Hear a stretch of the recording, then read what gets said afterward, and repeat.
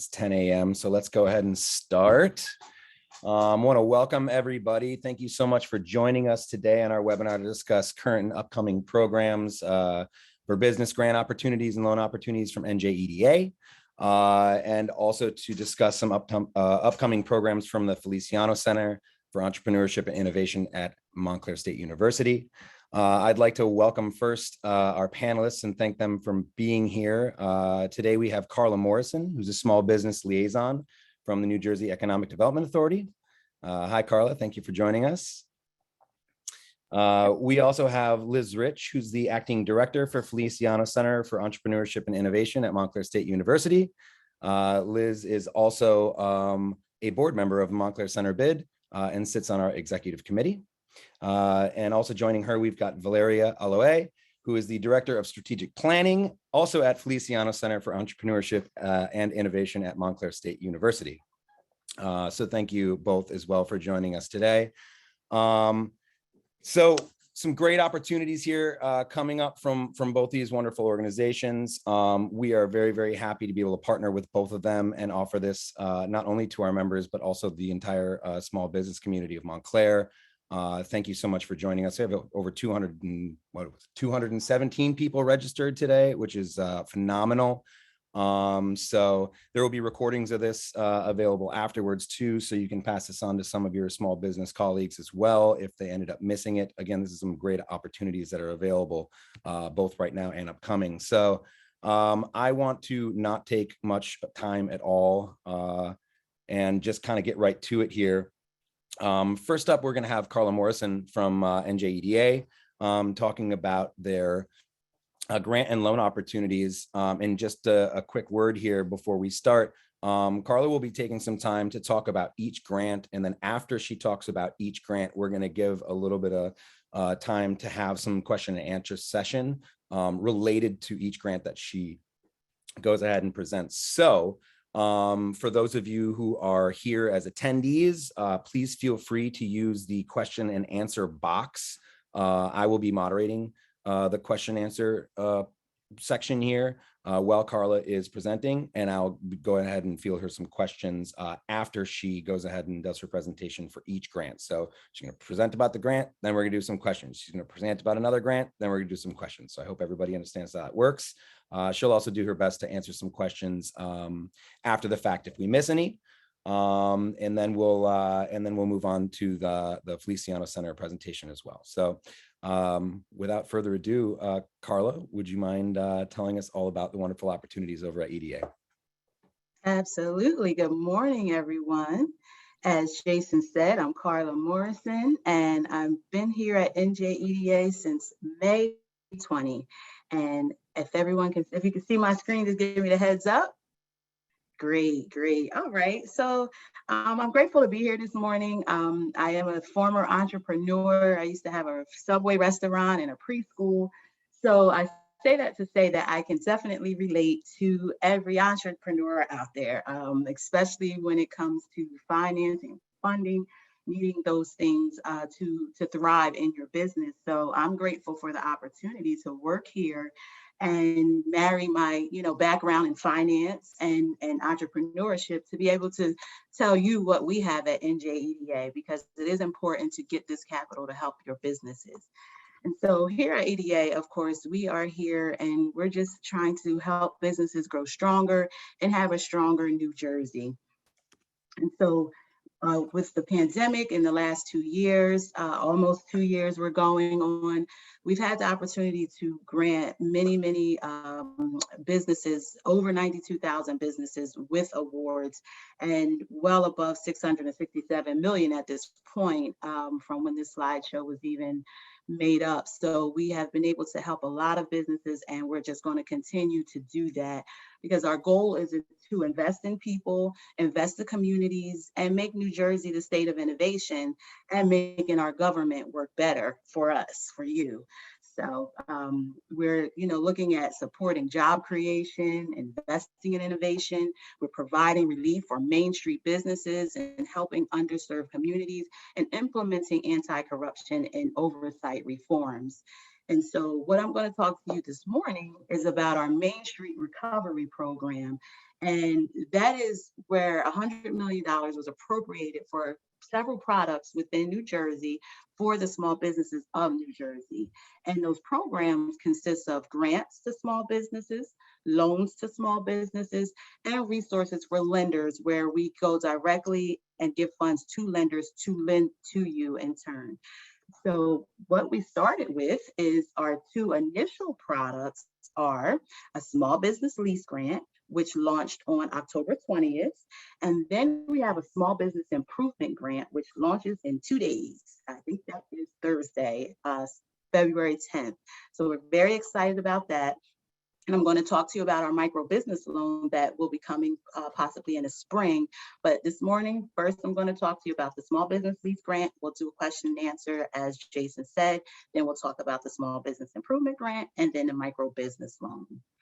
Now, our small business improvement grant is actually a grant where we are giving funds to those that have signed a lease within the last 12 months of their application. So when you do your application, your lease cannot be over 1 year old, or if you're doing a future lease, if you're thinking about leasing some space. So it does have to be for a new lease. If it's not a new lease and you are amending a lease, then we can look at giving you the grant as well, as long as you're expanding your space. So for these leases, they do have to be a minimum of 5 years. As long as the lease is a minimum of 5 years, less than a year old, then this lease is for you. If you're amending a lease, it does have to be an amendment for an additional 5 years and additional 250 square feet. And the way this grant works are there's two disbursements. The first disbursement will be made after execution of the grant agreement with us, and you will get an amount equal to 20% of the annual lease payment. The second disbursement will be made after 12 months of lease payments, and you'll get another 20% of the next year's lease payments. If you do have multiple locations, you're limited to one application per location. There is an approval fee of $100 for this grant. And the great thing is that I said approval fee, not application fee, which means that once you're approved, that is when your $100 approval fee will be due. And that is a great thing. So you don't have to put this money out and not know if you're going to be approved for the grant. Now, this grant is open to commercial businesses and nonprofits. And you do have to meet the following eligibility requirements, which are to meet SBA's definition of a small business, provide a current tax clearance certificate, must be in good standing with the Department of Labor and the Department of Environmental Protection. You do have to certify at the time of application that you are not in default with any other NJEDA or state assistance. And you do have to certify at the time of application that you will pay wages of $15 an hour or 120% of the minimum wage rate to tipped employees. And again, most importantly, well, not most importantly, but very importantly, you do have to remain in the facility for 5 years. Now, this physical space has to be a minimum of 250 square feet, and it does say up to 10,000 square feet, but if it is beyond 10,000 square feet, the lease is just going towards the first 10,000 square feet. So if it's bigger, that's okay, but it does have to be a minimum of 250 square feet.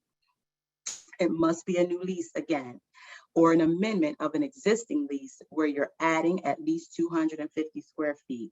It does have to be on a first floor street level space. So if you have multiple floors in your facility, that's okay, but you do have to have first floor street level operating. That's where the operating has to happen. It does have to be market rate lease. So that means that what you're paying has to be market rate based on commercial real estate information. So in a sense, if the landlord is overcharging or even undercharging, we cannot incentivize that. So it does have to be market rate. And it cannot be executed more than 1 year prior to your application. So the date that you apply, your lease cannot be over a year of that date. Exclusions are you cannot terminate a lease in order to do this. This can't be a lease that you say, okay, I'm going to terminate it in order to take advantage of this program. We're not allowed to do that. Anybody that defaults on lease payments or leave the space during their term of 5 years is ineligible and will have to repay it.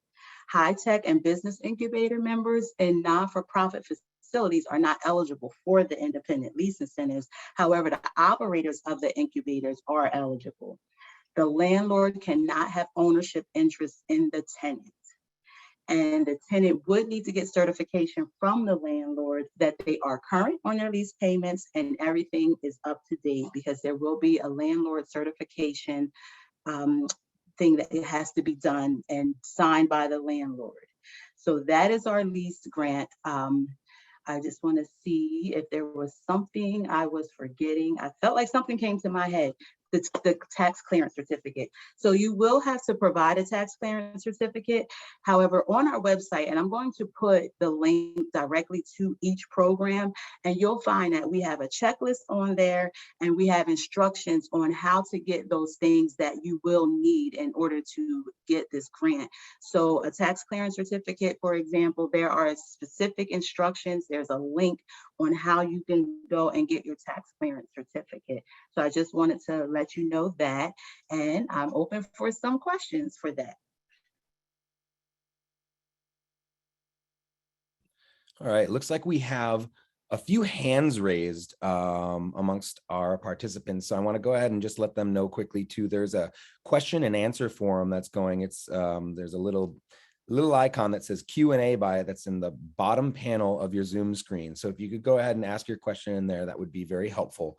Or you can go ahead and try to ask it in the chat as well. We'll try to monitor both, but a couple of open questions here. And some of them are very specific, but so for the FFE grant, they're requiring a form WR30. And I don't know if this is something you can answer specifically, Carla, but for an employee wage above percent of minimum wage, his agency is a nonprofit whose staff are independent contractors, so they don't use that form, but they do have a wage clause in their employee handbook. Will that suffice?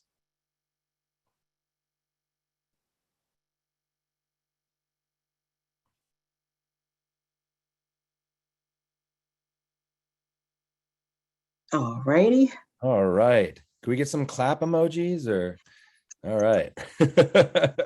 All because I was trying to make sure and no notifications popped up on the screen. I must have hit the wrong thing, clearly. Not a problem at all. If we could quickly pivot back maybe to that first question. I don't know if you had an answer to that, but. Yes. So in regards, that sounds like the improvement grant that they were talking about. And when we do ask for the WR30, we, in lieu of that, we take 1099s. We take a payroll journal. All of that is sufficient for in lieu of a WR30. Fabulous. All right. Looks like we have someone who submitted a lease grant back in October, I guess, looking like when it opened up, and they've answered some questions about the lease and wondering when they could expect to hear about approval. I don't know if that's something in your department, but. Well, what I can tell you, I haven't been doing all the applications. However, it does go through 4 levels of review. Okay. And we had upwards of 1,000 applications. So, and we have a few officers that are doing it. So it is a timely process because we have to make sure we're doing everything right. We just always want to make sure we remind everyone that although it's during COVID, it is not an emergency grant. So it's not going to be as fast as getting the funds out. This is something that is to live with us. So meaning that this is a grant that we hope to have years down the line. As long as we have the funding, this is something that we're going to continue to have. So it will be some time. Great. Thank you so much. And these are substantive grant pools too. And this is obviously still open. So by all means, is the grant info that you're giving today only for brick and mortar businesses?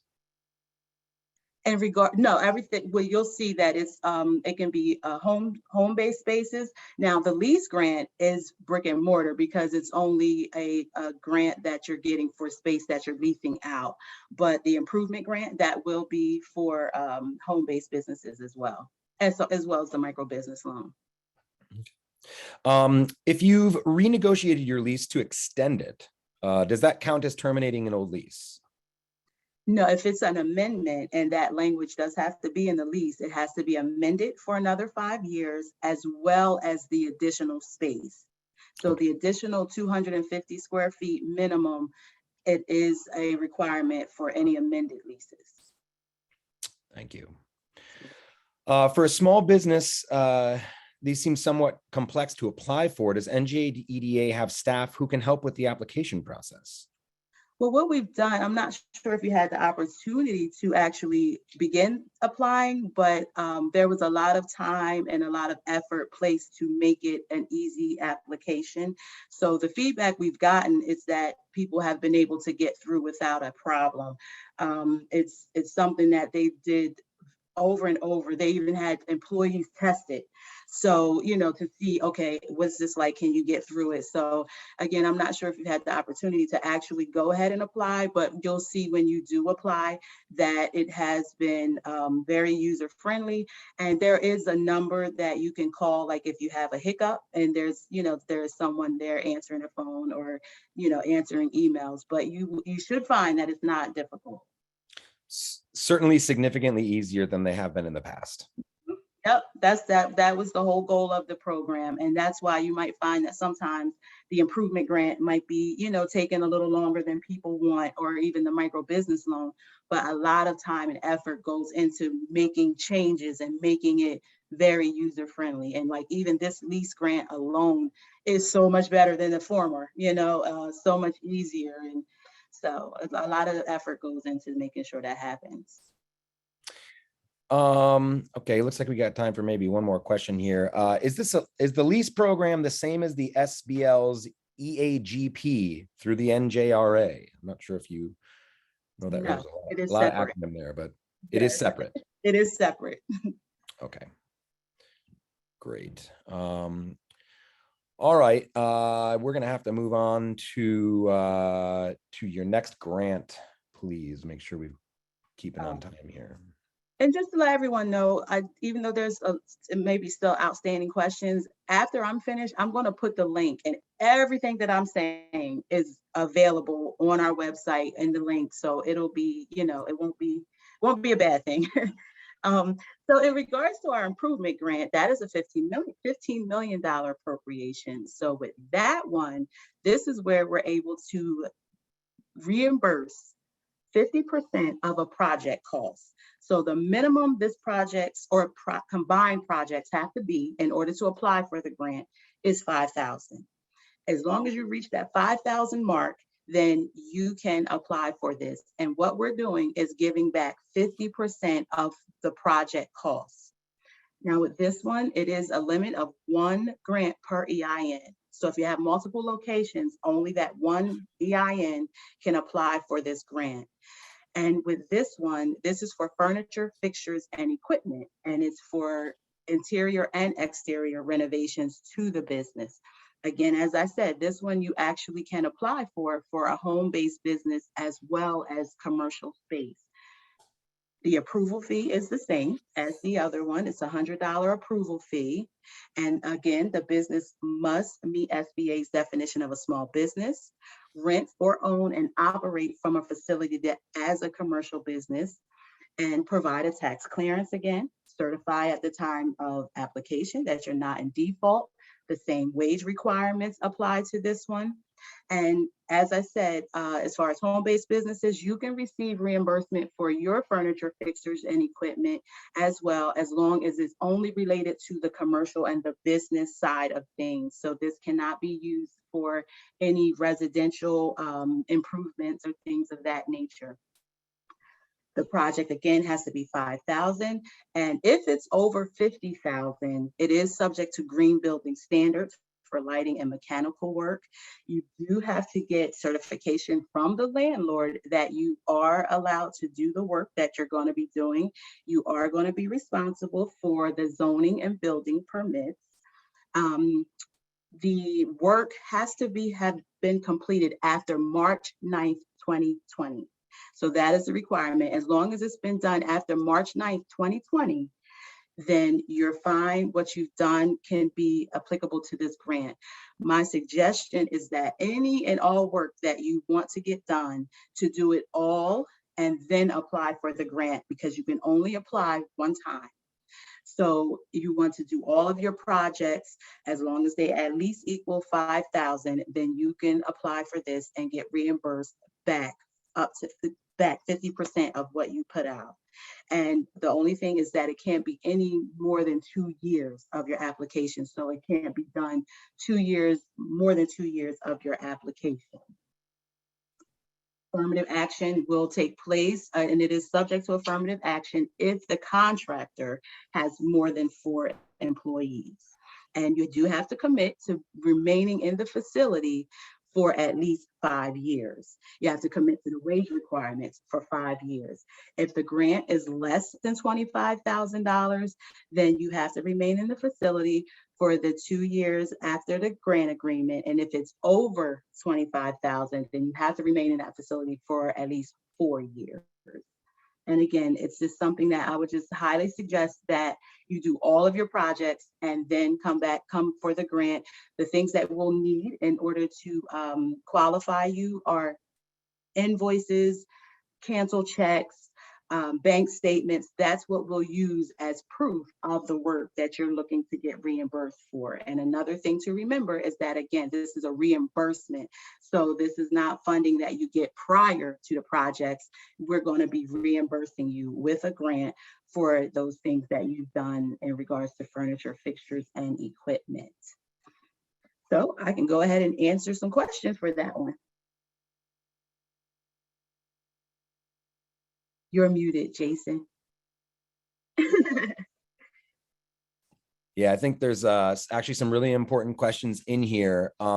First and foremost, and I actually think this is a very important one because I think a lot of people will be asking this as we move forward into the future. Can digital infrastructure be understood as equipment?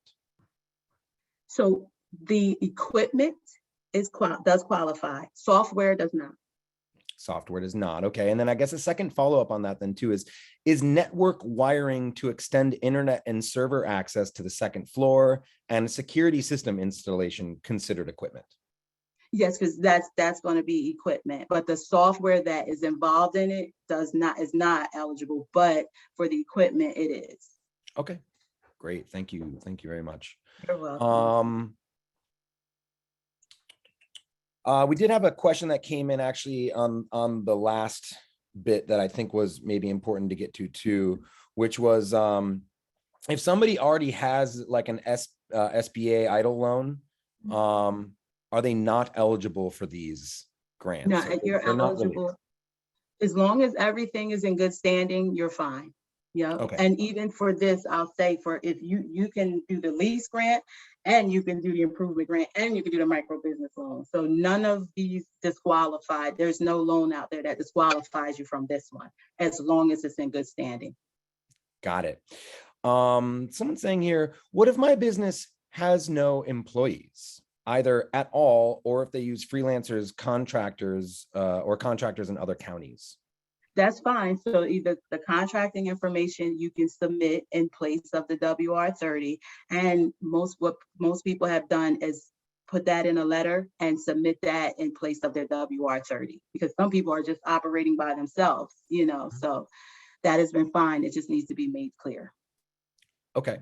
And again, back to the equipment stuff, but I think maybe this helps clarify because it's like lots of equipment. It's saying, can equipment like computers and cameras, those would be subject to, obviously, similarly to the security cameras and whatnot. But then I'm just going to go and riff on this for restaurants, an oven or right. I mean, we're talking equipment, right? So absolutely. All right. Yep. Just maybe to give people an idea of what, right? Yeah. A filing cabinet or right? Yes. Okay. All of those. Yeah. Yep. Okay. Um, Says the application process asks for tax returns for 2 or 3 years, which is like 60 pages long per return. Do you want an entire return or must be scanned at the time of application? Yeah, so we take the entire return. You do a PDF. It does need to be a PDF in order to go seamlessly. But yes, we do take entire tax returns. You'll want to separate them, obviously, because you probably won't be able to do three at one shot, but you will upload each tax return. And most what we found is that everybody has had an electronic version of their tax returns. I guess, accountants, that's just how they provide it as well, especially during COVID. But we've not had any issue. People have just uploaded the PDF of their tax returns. And if you have not been in business for 3 years, you will just note that in your application as well. Okay. We've got two questions here and then we'll have to move on. What proof is needed to get reimbursed? That will be canceled checks, that'll be invoices, that'll be bank statements. Got it. Yep. Someone here asking, I'd like to use the money for computers, but they're in the process of moving. So when they close their new location, will they remain in a location? Will the remain in location clause still count since it will be used for a computer? So when they move to the location, then that's when they'll want to apply, and then they'll be committing to being in that location for the time frame. Because Okay. you're gonna be since this is reimbursement anyway, you're gonna go ahead and start moving and doing what you're gonna do anyway. So and even moving into that location, I'm sure that there might be some things that you want to do there to make it better. So I would definitely suggest doing all of those things and then coming back for the reimbursement so that you can, get reimbursed for the stuff that you do at the new location. Okay. And I'm sorry, there's really just important questions I think that are popping up here. So really quick No ones. problem. If you've obtained a loan already for equipment, can you still qualify? I'm assuming that's meaning like, can you pay back the loan that you took? It cannot be used for like debt to refinance or debt consolidation. So on those invoices, they look at dates when processing. So it cannot be for things prior. Now, if it's something that was, it can't be paid for a loan. So when we look for documentation, we're going to be looking for that dated invoice and the invoice for this, and that's what we're able to reimburse. Okay. Is there a time threshold for finalizing your project? So like, is there a last day of purchase? Or meaning like if you, I'm extrapolating here from the question. I'm assuming that's what they mean. You get approved, you start your project that you wrote the grant for. Is there a time frame in which the project needs to be completed? So this is a reimbursement. So the project has to be completed before you apply. Make sense? Yep. You know what I'm saying? Yeah. So, and then it just can't be more than 2 years after completion date. So this is not something that you can get and then do the project. The project this is reimbursement. So the project has to be completed. Got it. Got it. All right. Tons of good questions coming in here, and I'm sorry I cannot get to all of them. We are going to have to move on here to allow enough time for everybody here. So, Carla, would you mind moving on to the micro business loan grant? All righty. And so in regards to the micro business loan, which happens to be my favorite, this is a 2% interest rate, 10-year term loan. And it is for micro businesses. The amount is up to $50,000, and you only have to be in operation for at least 6 months. And we're just asking for a partner in the business to have a credit score of at least 600. So this is a very, very friendly, great loan that is available for our micro businesses. There is no interest and no payment for the first year. There is no collateral required for this. All that we ask is that it is a for-profit, home-based, or nonprofit entity for at least 6 months. The gross revenue has to be less than 1.5 per year, no more than 10 full-time employees, based in New Jersey. A home-based business can't use the funds for residential costs. There is a $100 application fee and a $400 closing fee. However, for a $400 closing fee in comparison to getting 50,000 at 2% is awesome. And then also remember that there is no interest and no payment for the first year. This is a forgivable loan, which to me makes it feel like a hybrid between a loan and a grant, because it's forgivable after 5 years if you are not in default, have not had any payment delinquencies of 90 days or more, and that the business is still open and operating. So this loan, we hope and we pray that this is a good loan for a lot of micro businesses in New Jersey. So I'll go ahead and take questions for that because I already covered everything that's right there in the next slide. So we'll go ahead and take questions for the micro business loan. Just to let you know, I do want to tell you the eligible uses for it is payroll, rent or mortgage, utilities, marketing expenses. It can be used for future inventory costs. It cannot be used for cars, tractors, vans, things of that nature. It cannot be used to refinance any existing debt. It cannot be used for personal obligations unrelated to the business. And again, it just can't be used for residential. Those home-based businesses can't be used for residential purposes like the mortgage or lease payments. So I'll go ahead and take questions for that one. All right. Does this micro loan apply to food trucks? So it could not be moved. Okay. It can't be used to purchase the food truck, but for a food truck operating, I'm 99% sure that you can. And I'll get a question to that for that to the program manager, and I'll get the information back to Jason. Or, you know, when I send this, there's going to be a link that I'm going to put, and it's a place where you can ask those questions as well. But I'm going to find out about a food truck. Okay, thank you. You're welcome. Two-parter, because this is a question about the last grant and then this one as well.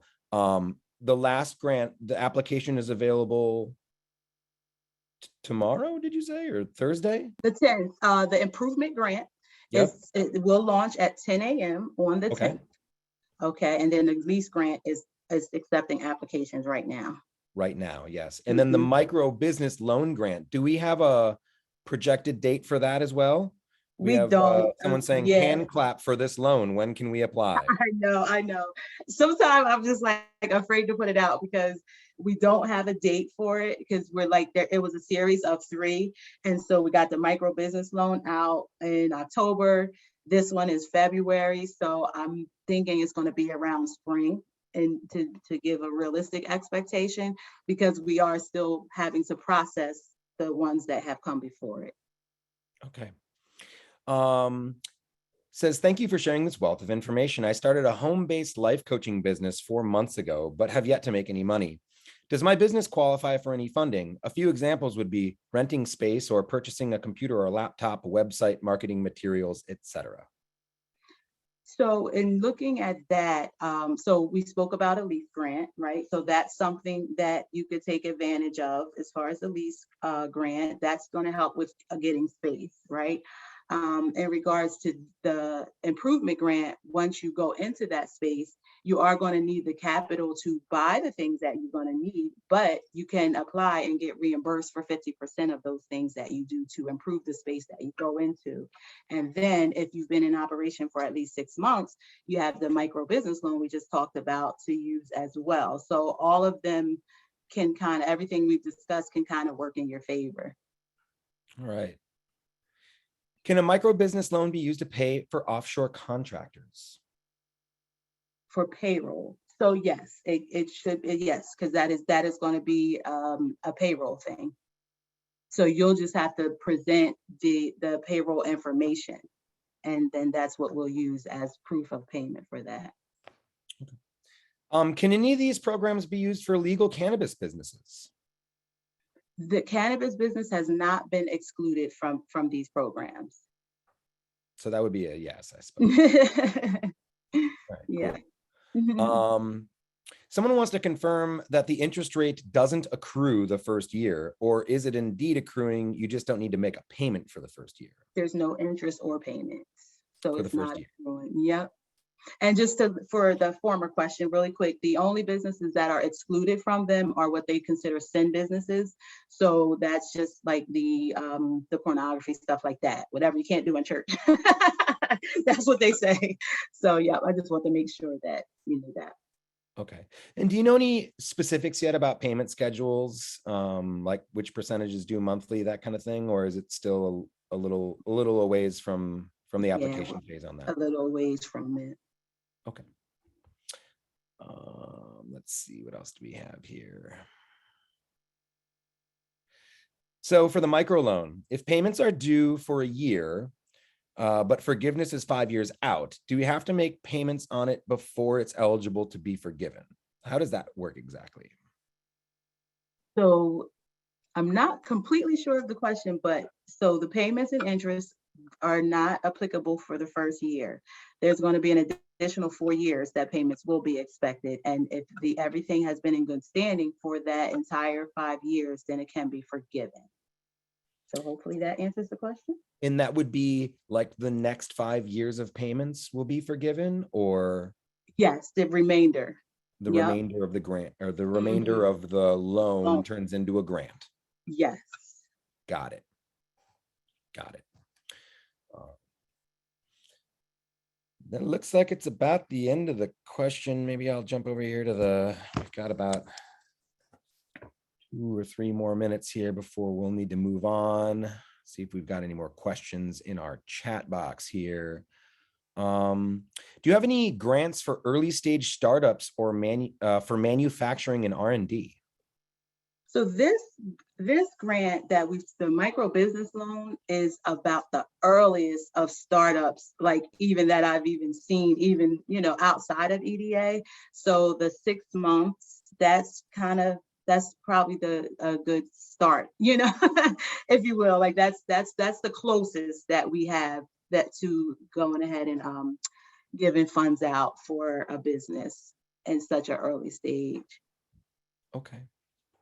Got a question here. Can the improvement grant pay for architect fees? For architect fees. That's a good question. I'm going to put that in the parking lot with the food truck. Um, and I will definitely be sure. Base permits.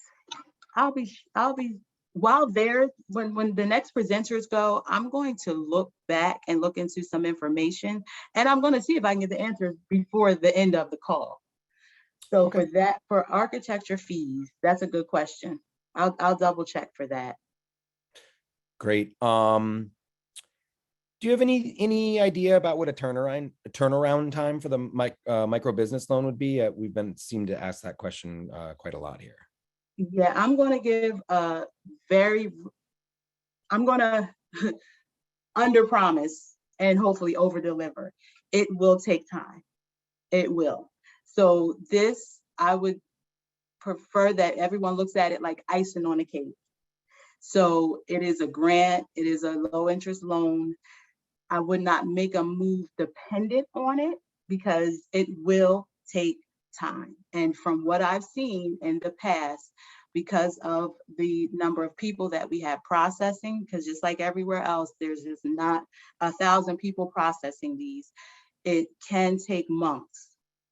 And all I can suggest is that when someone does get to your application, when an officer is assigned to the application, that's when they're going to start asking you for different things that might not have been provided prior.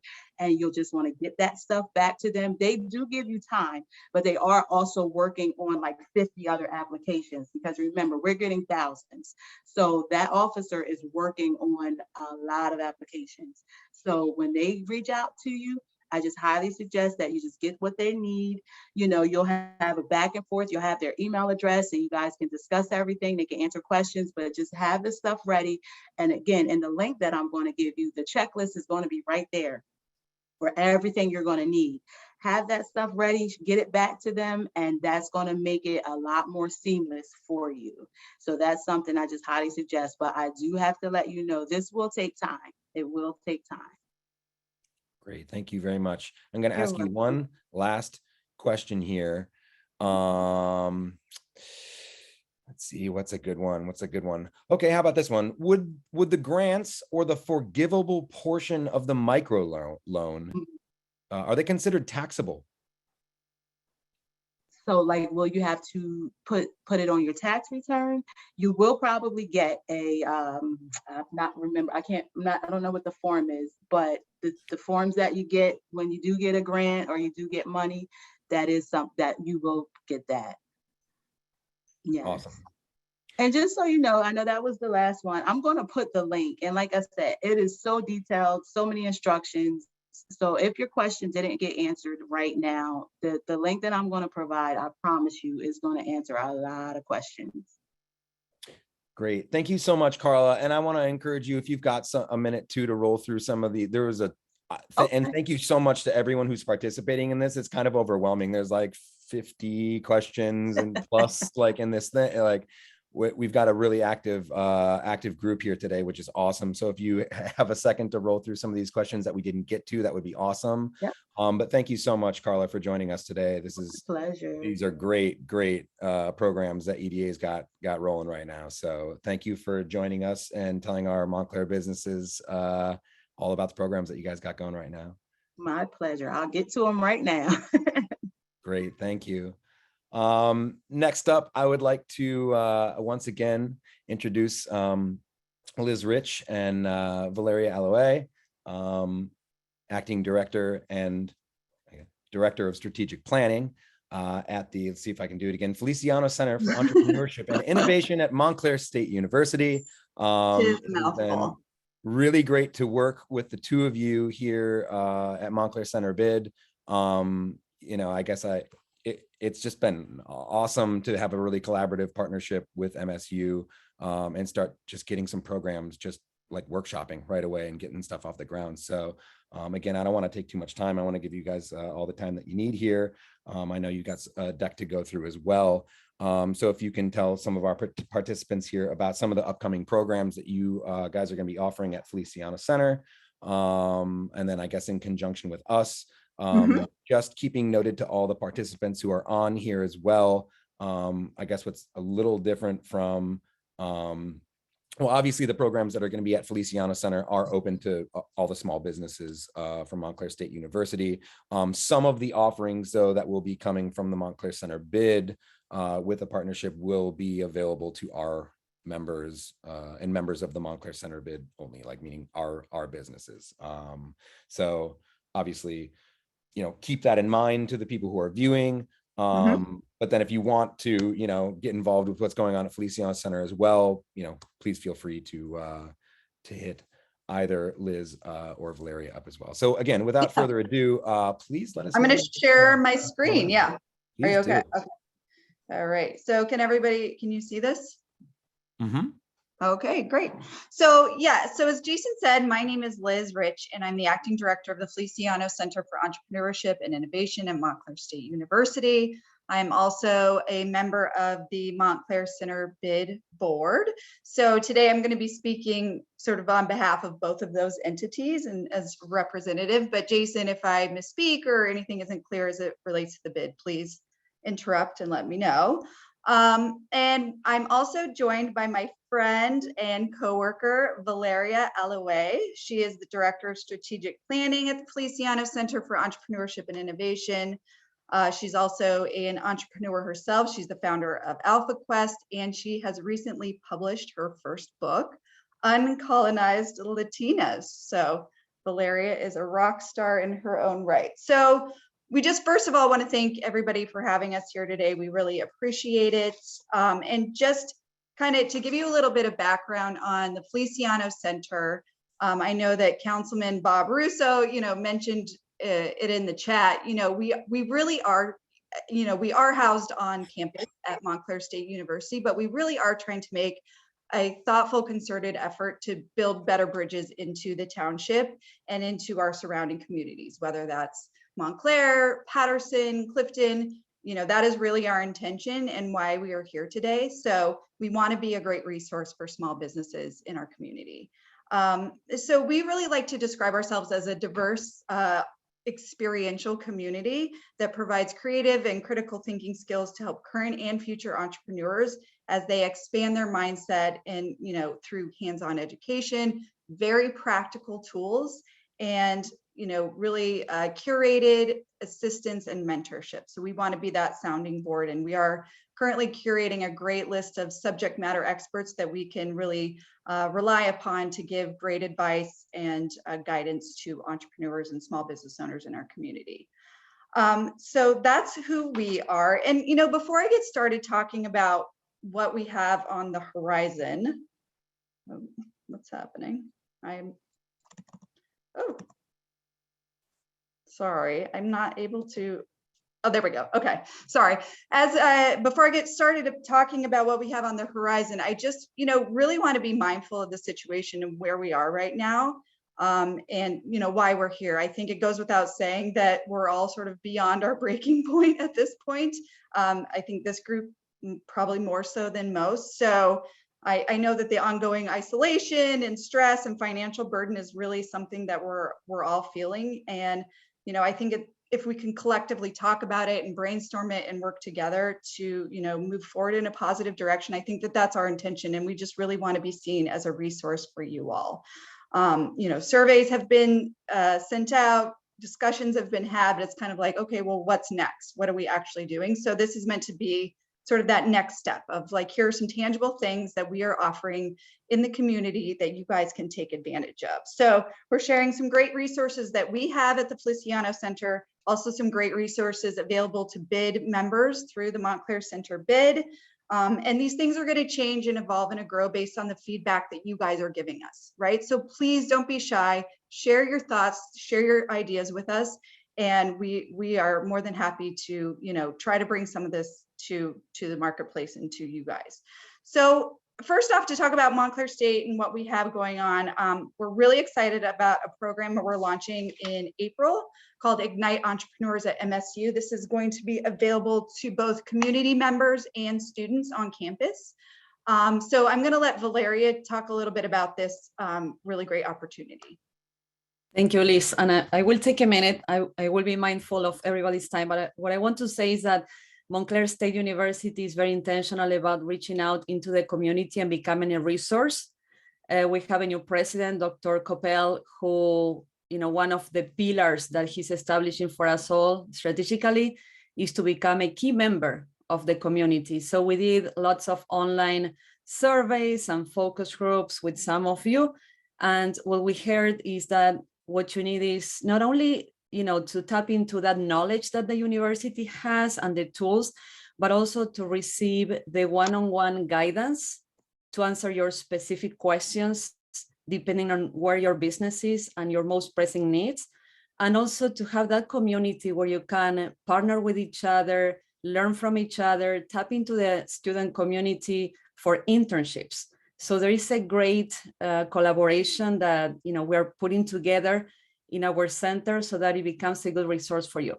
So this spring, most particularly in April, we're going to be launching a program that is called Ignite Entrepreneurs. And this program will be available at no cost for both students and businesses in the community. So think about this as a platform where you will not only have access to videos where faculty members will be sharing the latest and greatest, and honestly, I'm a business owner myself, and I haven't been in business for a long time.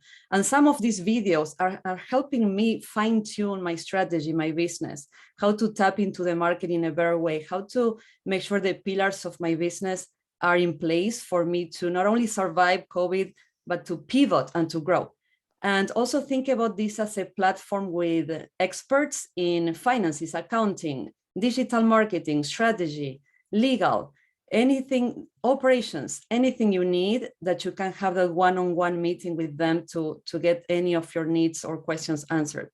And eventually also a funding platform for those of you who are ready to scale up and have a case. You can pitch that to a panel of experts and get funding for your business. So that's essentially what it is, all supported by events and networking. And Liz will cover some of these events. So the doors are open. We're here to serve you. Count on us for what you need. let us know what you need. We're here to continue pivoting the center to serve you where you are. So this is an open discussion. We're here to work with you and to help you grow your business and, you know, the community. So thank you. I will go back to Liz. Thank you. Okay.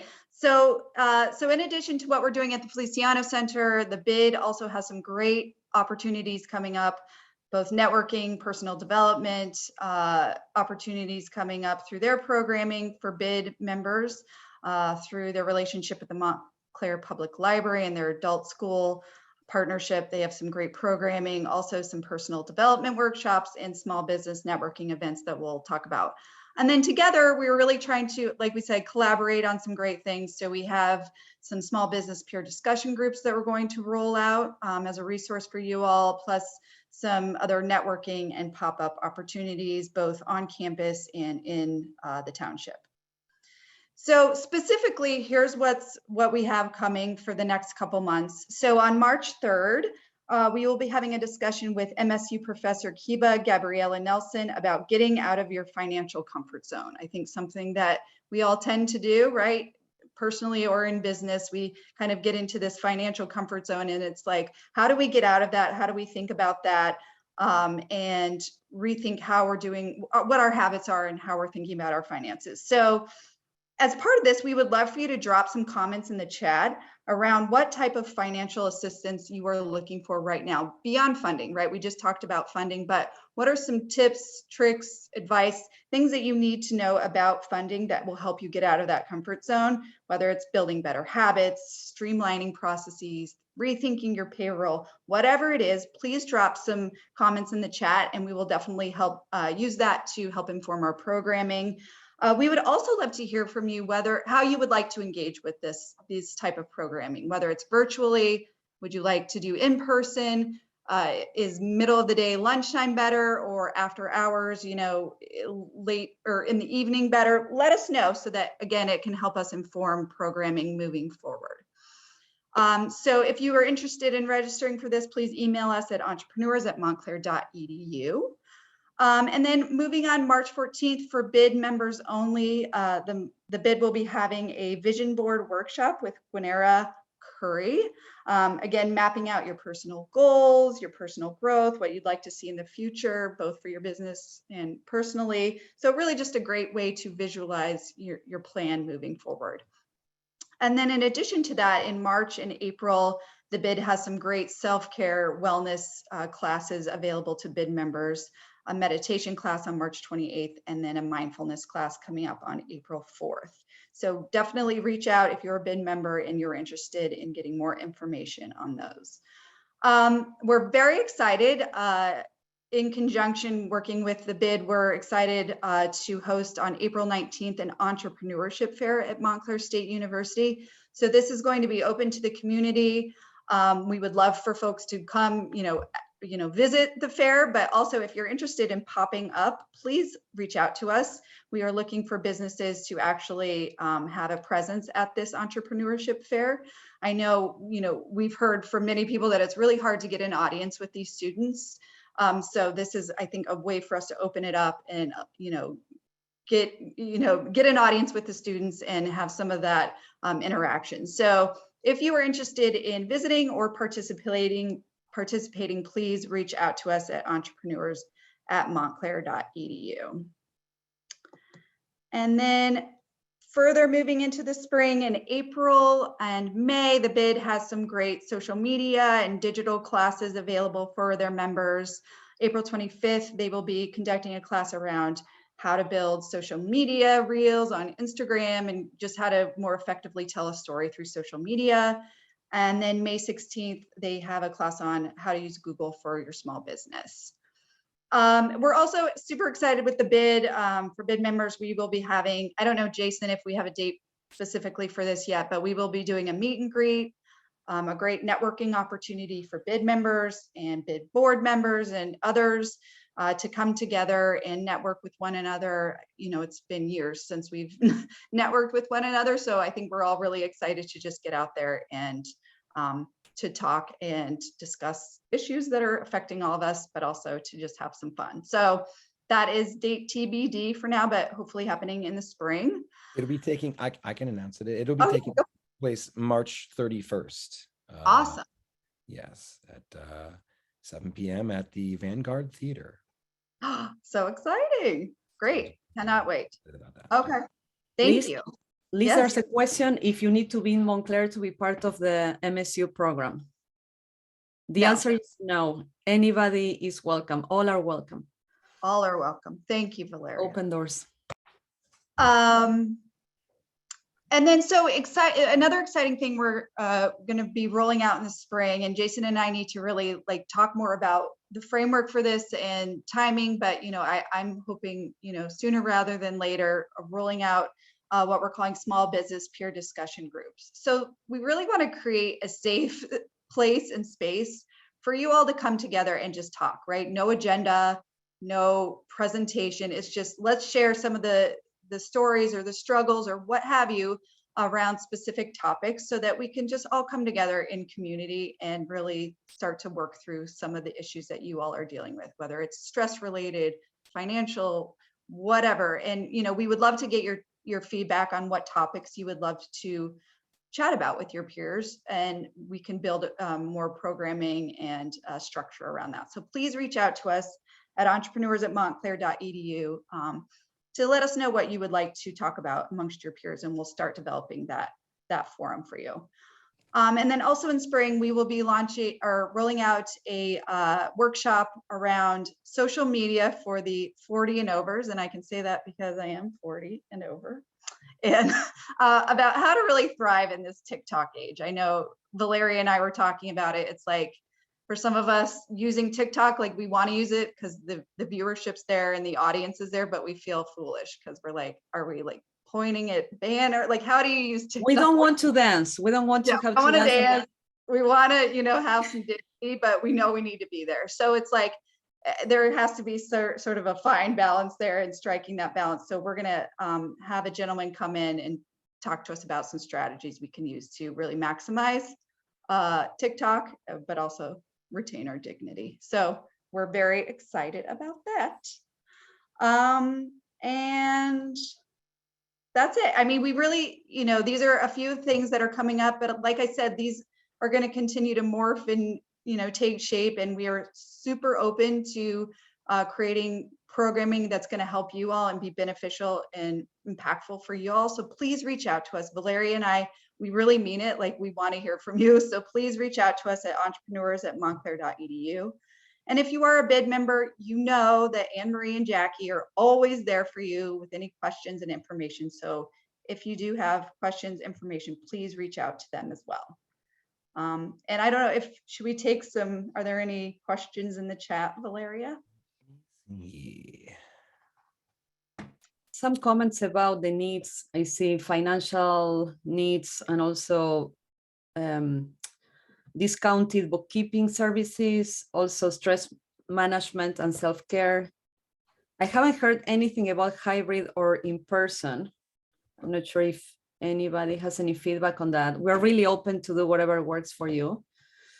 Yes. We're thinking about, in the next year to offer, as you can see, ramp up with the offerings for group events. Yes. So I think that's it. Yeah. Thank you, Jason, so much for your partnership. Jason. Yeah, I think that's it. I'm looking at a couple of questions here. What does a BID stand for? BID stands for Business Improvement District.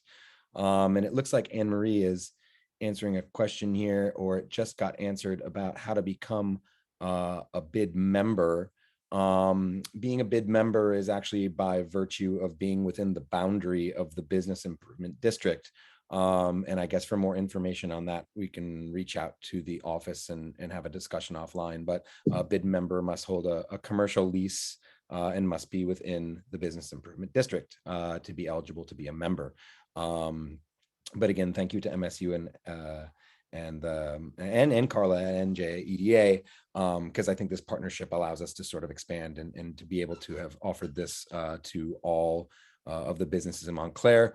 And again, there were so many participants today, so many questions that came in, great questions too that were answered. And so I just, again, want to extend thanks to Carla and Liz and Valeria for joining us. Really excellent group of panelists, and just kind of like, it's great to work with such badasses all the time, so thank you guys so much for joining us. And I think there's some really powerful stuff out here, not only obviously the access to funding, but obviously the stuff that MSU is offering and that we're working on together with some of these programs, really to help businesses get to the root of their problems, both together and then being led by some instruction. Working on some stuff to help people's brains right now, because again, as Liz stated, I think everyone's kind of at this like moment at the end of the winter here again, and everyone's feeling that stress again. And though Omicron is looking like it's leaving us rapidly as it came in, it's been a very stressful roller coaster ride here, and we're feeling everybody's stress. So happy to offer some of those services as well. But this was a really great thing today here. And so I'm very thankful that you guys were able to join us. Thankful to all the attendees for being so active and so participatory. I hope everybody got a lot out of this today, or as much as I did anyways. Great to be together. And thank you guys again so much for joining us. And I will leave it at that. And yeah, thank you guys again. Have a wonderful day. Thank you, Jason. All righty. We'll talk to you guys soon. Thank you. Thank you, Carla. Thank you so much. Thank you, Carla.